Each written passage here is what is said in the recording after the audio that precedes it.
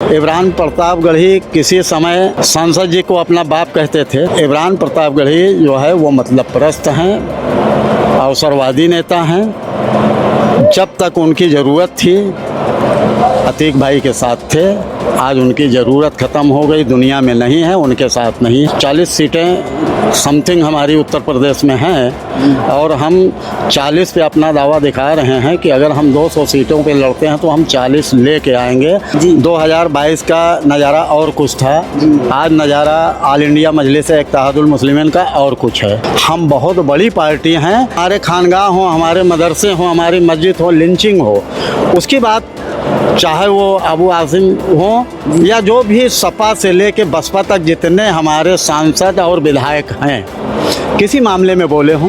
अगर आज इन लोगों ने आवाज़ उठाना शुरू किया होता तो हम लोगों को मैदान में आने की ज़रूरत नहीं थी।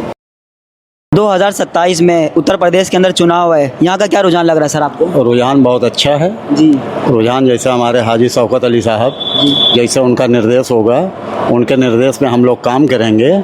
जो भी उनका निर्देश होगा उस निर्देश को हम लोग पालन करेंगे। हाँ, कितनी सीटों पे चुनाव लड़ रहे सर?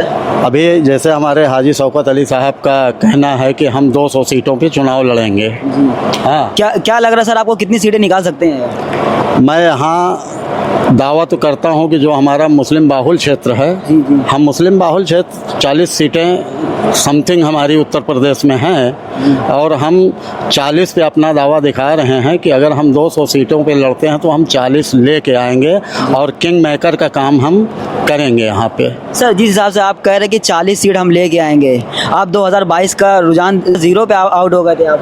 देखिए, 2022 का नज़ारा और कुछ था, आज नज़ारा ऑल इंडिया मजलिस इत्तेहादुल मुस्लिमीन का और कुछ है।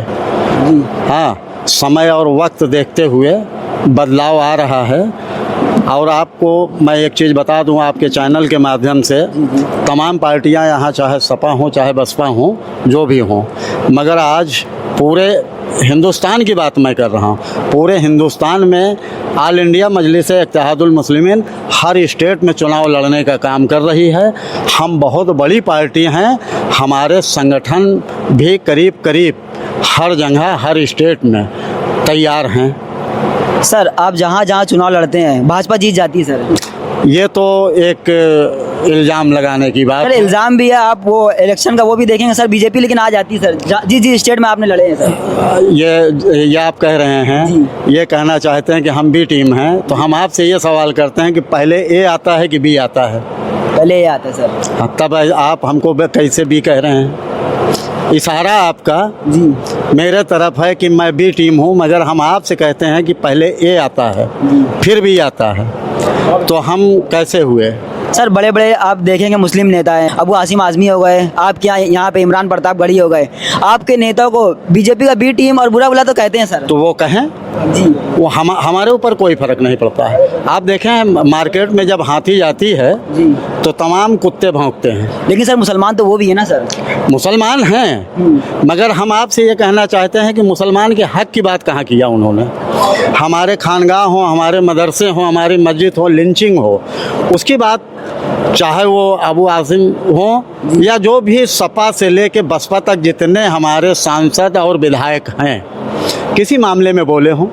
हमारा एक बच्चा अगर हमारी कौम का कहीं जाता है तो उसको लिंचिंग उसके साथ होती है, अकेला देख उसको मार दिया जाता है, तो क्यों नहीं बोलते?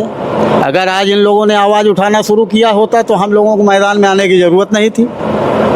सर अभी यहाँ से 70 किलोमीटर आप देखेंगे इलाहाबाद है, वहाँ पे एक अभी वाक़या आबान के ऊपर हुआ, इस पर सिर्फ आवाज़ अवैसी साहब उठाते हैं। यहाँ पे इमरान प्रतापगढ़ी है, वो क्यों आवाज़ नहीं उठाया सर? देखिए, ये बात आपने बहुत अच्छा सवाल पूछा।